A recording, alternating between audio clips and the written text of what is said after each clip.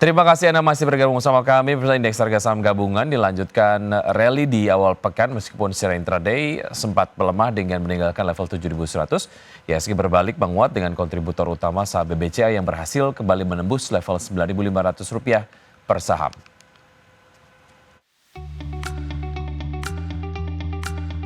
Indeks harga saham gabungan atau IHSG ditutup menguat 0,49% ke level 7.141,09 di akhir perdagangan Senin.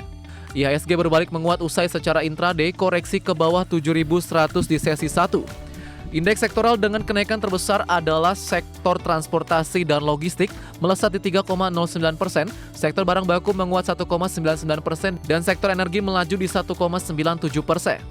Sedangkan indeks sektoral yang melemah adalah sektor teknologi yang turun 1,06% dan sektor properti melemah 0,11%. Emiten blue chips tercatat menjadi penggerak utama kinerja IHSG.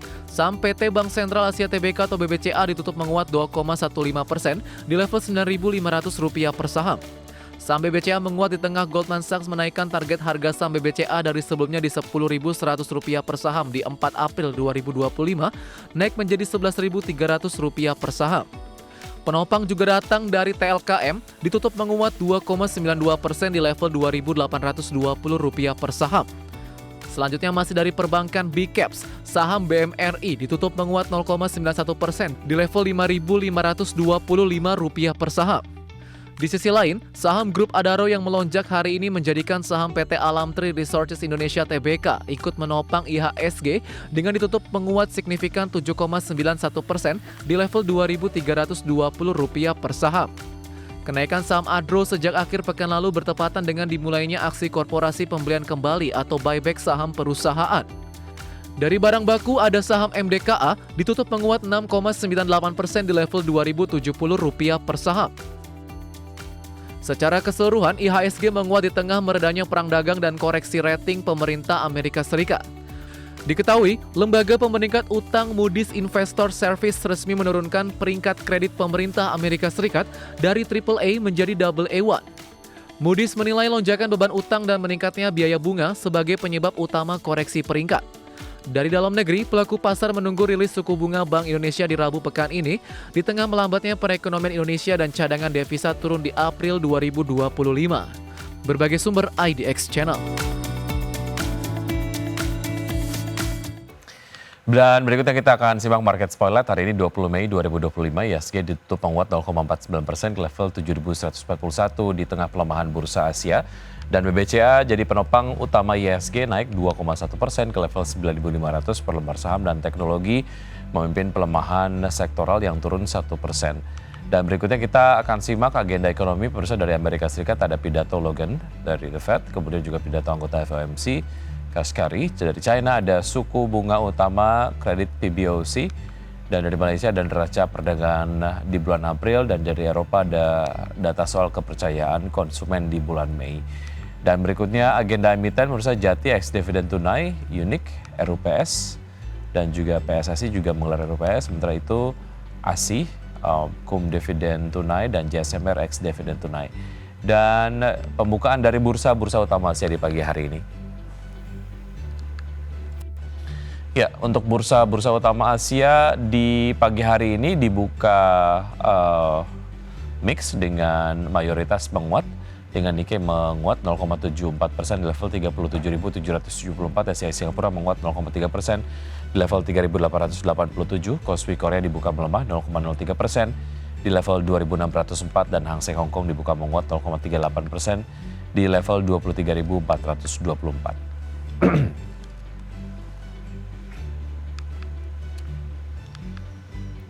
Dan untuk berbincang pagi hari ini kita sudah terhubung bersama Bapak Muhammad Nafan Aji Gusta Utama, Senior Market Analyst dari Mirae Asset Sekuritas Indonesia. Selamat pagi Pak Nafan. Selamat pagi Mas Wiki, selamat pagi pemirsa IDX Channel. Baik, terima kasih sudah bergabung bersama kami Pak Nafan di pagi hari ini. Semoga semangat dan juga sehat selalu ya Pak Nafan ya. Amin. Baik, bicara mengenai data ekonomi dari Amerika Serikat terkait dengan penurunan ataupun peringkat utang ataupun kredit dari Amerika Serikat dari AAA ke AA1. Ini sebetulnya menandakan apa dan sebetulnya seberapa jauh kemudian investor menyikapi ini? Apakah ini kemudian menjadi sebuah hal yang perlu dicermati secara serius, Pak Nafan? Oke, di sini kalau misalkan jika saya cermati secara serius ya sebenarnya kan hal tersebut menandakan bahwasannya terjadinya pelepasan berbagai aset berbasis US dollar. Berarti ini artinya ini terjadi capital outflow ya saya akui ya. Apalagi kan ini kan juga menandakan bahwasannya berbagai kebijakan yang ditempuh oleh Trump ini kan memang turut memberikan pengaruh ya terhadap kondisi perekonomian daripada Amerika Serikat itu sendiri yang memang memiliki tingkat peluang resesi yang mengalami peningkatan ya. Misalnya kalau sebelum itu di era Biden itu kan peluang resesinya hanya di kisaran 15% ya, tapi ini peluang dari Trump itu sempat ke 45% ya ketika kebijakan resiprol tarif diumumkan. Baru ketika misalnya terjadi gencatan perang dagang nih misalnya antara Amerika dan Tiongkok, itu peluang terjadinya US recession itu turun dari 45% ke 35% seperti itu. Tapi memang tetap masih di atas ya di atas yang ditetapkan dari 15% sebelumnya begitu. Nah, tapi di sisi lain kalau untuk dari sisi di domestik ekonomi kita sebenarnya diuntungkan nih. Misalnya saja nih nilai tukar rupiah kita mengalami penguatan nih di 16.418 gitu. Dari sebelumnya tuh ketika posisi peak daripada USD IDR itu di kisaran 16.943 pada bulan yang lalu begitu kan. Kenapa? Karena ini pemangkasan rating utang AS oleh Moody's ini kan memang memberikan sentimen bagi pelepasan berbagai aset berbasis dolar AS begitu kan, sehingga wajar saja US dollar mengalami depresiasi terhadap berbagai mata uang dunia lainnya ya, termasuk Baik. rupiah begitu kan. Ya, artinya ada capital inflow untuk emerging market begitu dan itu Yes. dapat terbaca begitu. Tapi ini kalau misalnya dilihat dari reaksi pemerintah Amerika Serikat sendiri terkait dengan peringkat yang disampaikan oleh Moody's, Menteri Keuangan Amerika Serikat yang menolak pemeringkatan ini dengan mengatakan pemeringkatan bermuatan politik. Ini kan sebetulnya juga raising the questions bahwa sebetulnya seberapa objektif sih pemeringkatan yang dikeluarkan oleh lembaga pemeringkat seperti Moody's ini dan seberapa real ini kemudian menggambarkan kondisi di Amerika, Pak Nafan? Ya, sebenarnya kalau misalkan jika kalau misalkan jika lembaga pemeringkat internasional ketika memberikan peringkat, kalau misalnya tidak sesuai dengan kepentingan nasionalnya, ya pasti memang otomatis akan terjadi friksi kan gitu ya. Memang biasanya kan ini juga memberikan efek terjadi friksi antara Kementerian Keuangan di Amerika maupun juga dengan Moody's itu sendiri ya, hemat saya demikian. Karena sebenarnya juga kita dulu juga pernah ngalamin ya. Saya dari salah satu lembaga pemeringkat internasional memberikan peringkat rating yang tidak sesuai dengan kondisi perekonomian kita. Itu pada waktu pemerintahan Joko Widodo begitu. Jadi memang friksi wajar saja terjadi, tapi yang paling penting adalah kita juga sebagai investor juga berharap misalnya pemerintah juga turut harus berintrospeksi ya. Jadi nanti kemudian kebijakan tersebut yang akan diterapkan ke depannya akan lebih bersifat ke pro market ke depannya begitu ya, bukan hanya kepentingan politik misalnya begitu. Karena dengan adanya kebijakan pemerintah yang sifatnya pro market inilah tentunya akan memberikan benefit yakni positive impacts ya terhadap market ya. Apalagi kalau misalnya jika dinamika penetapan Moody's oleh AS ini memang berikan berikan dampak terhadap global market impact tentunya seperti itu. Oke, kalau kita lihat dampaknya kalau dilihat dari penguatan nilai tukar rupiah terhadap dolar Amerika Serikat tadi Anda sampaikan menguat. Tapi kemudian kalau kita lihat dari bursa Asia sendiri terkoreksi walaupun memang faktornya tidak hanya penurunan peringkat utang Amerika Serikat saja, tapi kemudian dipengaruhi oleh data ekonomi dari China sendiri begitu. Nah, sejauh mana ini kemudian menjadi sebuah reaksi yang cukup mix dan sebetulnya kayaknya di perdagangan hari ini market lebih berat kemana sebetulnya Pak Nafan?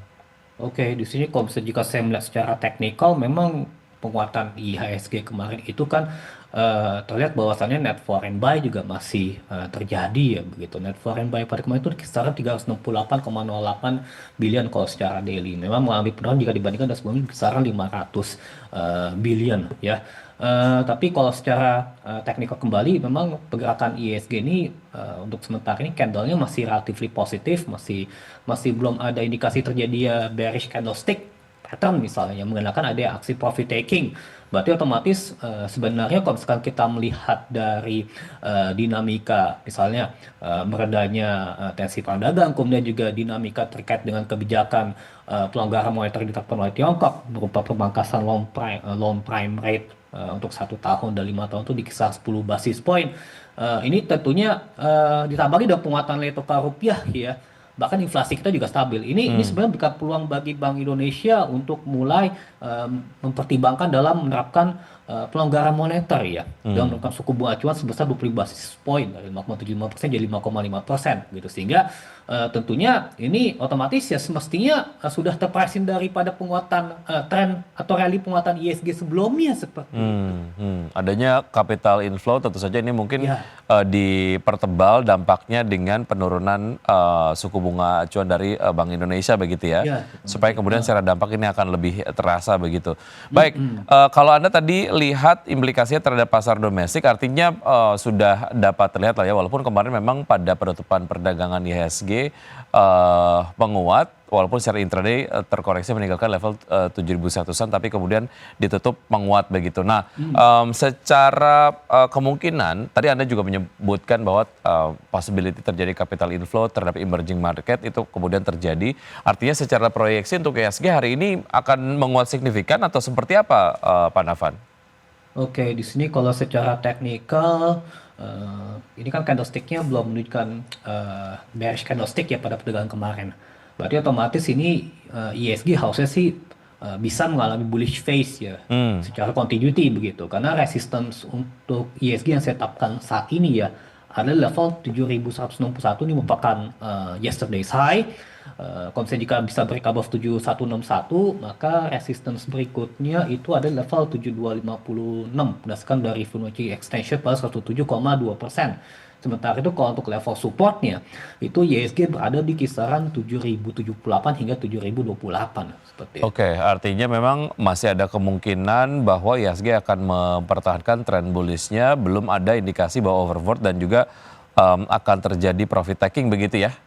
Nah, ini menariknya walaupun misalnya indikator RSI-nya sudah berada dalam overbought territory ya. Tapi setidaknya kalau dilihat dari sinyalnya masih positif ya, masih belum terjadi negatif atau dead cross seperti itu. Jadi Oke.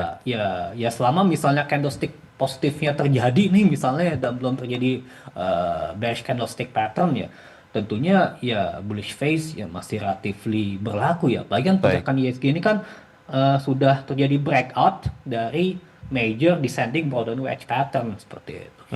Saya ingin menggali lebih dalam terkait dengan penjualan retail di China yang melambat di bulan April. Sebetulnya data-data ekonomi dari China memang ini juga kemudian dipengaruhi secara ataupun disikapi secara serius oleh investor begitu ya. Betul, Ada yang perlu diwaspadai nggak terkait dengan pelemahan ini, Pak Nafan? Oke, di sini sebenarnya pelemahan indeks penjualan retail di Tiongkok ya, itu kan memang ini sudah terjadi lantaran sinyal pelemahan pertumbuhan ekonomi Tiongkok pun juga sudah berlaku ya sebelumnya. Apalagi kan pada waktu itu kan juga sentimen perang dagang itu begitu kuat masing-masing negara misalnya Amerika dan Tiongkok pada waktu selain saling menetapkan retaliation gitu. Tapi juga di sisi lain juga pada waktu itu juga bursa Tiongkok juga mengalami depresiasi juga karena ada lantaran faktor geopolitik juga yang saya ingat tuh antara India versus Pakistan ya, ketika pada waktu itu terjadi ini ya konflik militer pada waktu itu ya, tapi sekarang sudah mulai terjadi gencatan sehingga sentimen negatif tersebut mereda.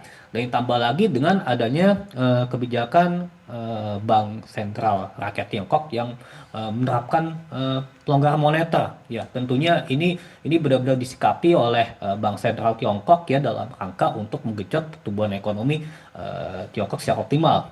Apalagi juga nanti ke depannya juga pemerintah Tiongkok pun juga akan mempertimbangkan dalam menerapkan program stimulus tambahan ya. Kalau hemat saya demikian. Jadi Ya. ini juga tujuannya untuk mendorong domestic consumption daripada Tiongkok itu sendiri gitu, agar Baik. supaya bisa mengoptimalkan pertumbuhan ekonomi. Iya, artinya memang ada strategi dari pemerintah China sendiri untuk tetap mempertahankan pertumbuhan ekonominya walaupun memang sedikit terdampak oleh perang tarif antara Amerika Serikat dan juga China dan juga konflik geopolitik di kawasan Asia begitu ya. Baik, kita akan jeda sejenak Pak Nafan, dan usaha jeda berikut ini kita akan kembali dengan pembahasan terkait dengan saham-saham pilihan dari Anda, dan pemirsa tetap bersama kami akan segera kembali.